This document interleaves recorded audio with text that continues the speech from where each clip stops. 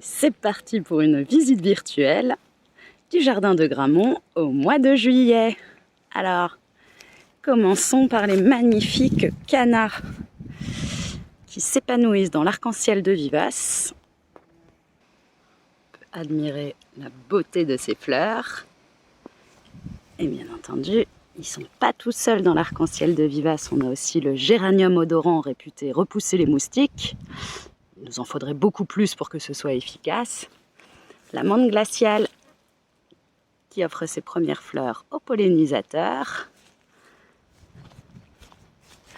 Et les verveines citronnées qui se développent pour nous offrir de super infusions. De l'autre côté, on a la sauge de Madagascar. Toujours des canals, des framboisiers, le fenouil qui s'épanouit, les poireaux perpétuels qui fleurissent aussi. Vers les plantes méditerranéennes, on a l'origan qui fleurit pour la plus grande joie des bourdons, que vous pouvez voir. L'onagre également qu'on a laissé se développer, avec l'absinthe qui est magnifique derrière. On a offert un joli désherbage à tout l'arc-en-ciel. On a bien nettoyé aussi l'auréa, pour ne pas la citer, la spirale aromatique. On a réinstallé de la marjolaine. Et on a un magnifique glaïeul de la Milady qui s'apprête à fleurir.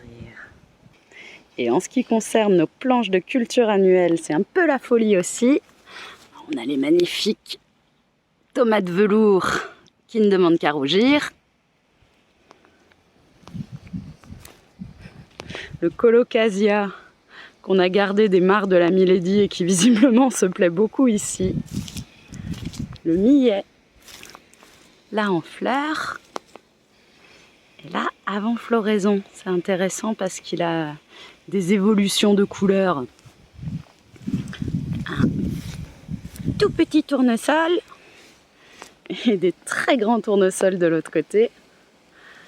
On a également nos cornichombres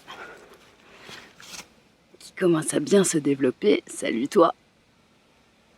Alors on les appelle cornichombres parce que si on les récolte petits, c'est des cornichons, mais si on les laisse grossir, ça devient des concombres. Là, on a Cyril qui est en train de s'occuper de l'arrosage justement de toutes les bandes d'annuelles. On ira voir les autres tomates après. Mais avant, je voulais vous montrer notre magnifique butte de plantation de courges. C'est le reste du broyat qu'on a fait venir pour les andins maraîchers que je vous présente juste après. Et comme nous avions des courges en trop et du substrat disponible, hop, c'est planté. Et on attend impatiemment la forêt de courges qui devrait bientôt arriver.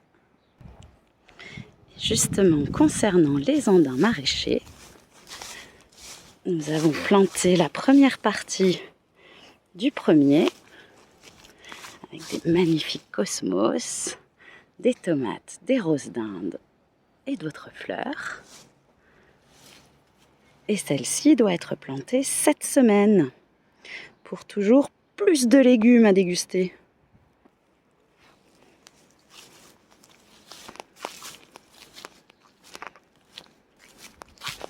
On a choisi de la faire en étage pour permettre à l'eau de pénétrer en profondeur et à tous les végétaux d'être irrigués. Un autre bosquet de framboisiers avec quelques agapanthes. Sur le jardin forêt qui va accueillir les enfants de Maria Pia très prochainement, on a le noyer qui montre beaucoup de générosité. C'est pas le seul, hein. Le poirier aussi, les pommiers également. Et celui du fond est encore plus généreux. Dans notre haie diversifiée, on a le maïs qui se développe. Ah, coucou petit chat.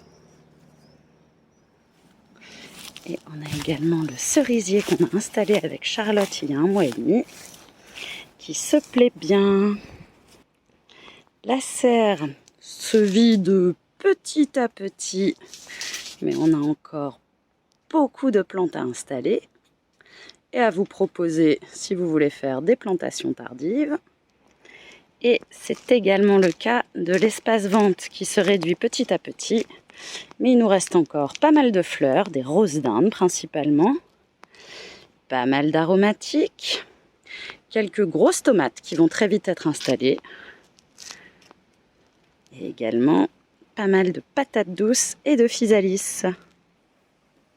Dans la jachère fleurie, les premiers cardons s'épanouissent. Pareil, il y a plein d'insectes qui adorent cette fleur. Et comme promis, on finit par un petit tour de nos tomates.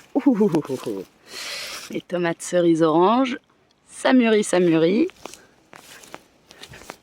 Bon, les aubergines vont devoir patienter encore un peu. Et là, regardez. Ouh, ça va bientôt être prêt. Bon, bah, il va falloir que je vous laisse parce que là, à table. Belle journée et bel été avec Biodiversité.